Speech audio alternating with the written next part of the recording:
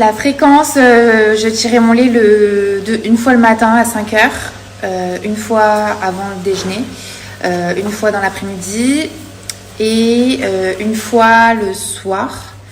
En fin de journée et une fois avant d'aller me coucher, donc 5 fois. La nuit j'évite parce que la nuit déjà que c'est compliqué de se lever en pleine nuit si en plus tu dois tirer ton lait. Après quand je faisais des petites insomnies parce que j'étais stressée, tu sais des fois quand t'as un nouveau-né et t'arrives pas à dormir, je me suis dit autant le faire. Et en plus c'est con mais c'est là où t'as le plus de lait, j'ai l'impression la nuit, c'est trop bizarre. Alors les aliments à éviter, alors moi on m'avait parlé des asperges, vous savez ça donne du goût aux urines et aussi au lait maternel du coup. Chou. Après évidemment l'alcool, moi j'ai déjà bu un verre de vin, je vais pas vous cacher, mais je tire pas mon lait direct après, j'attends le lendemain matin pour être sûr que ce soit bien évacué et c'est très rare. Pas de clope évidemment.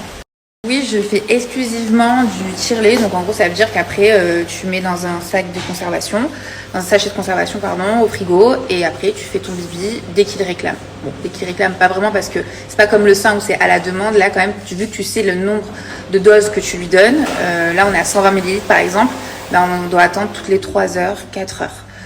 Après si vraiment il a faim, il hurle au bout de 2h30, je vais lui donner. Mais du coup tu arrives facilement à espacer et le petit du coup il a une routine et toi aussi tu sais où t'en es et du coup c'est moins fatigant. Et Arthur peut participer au bibi, voilà.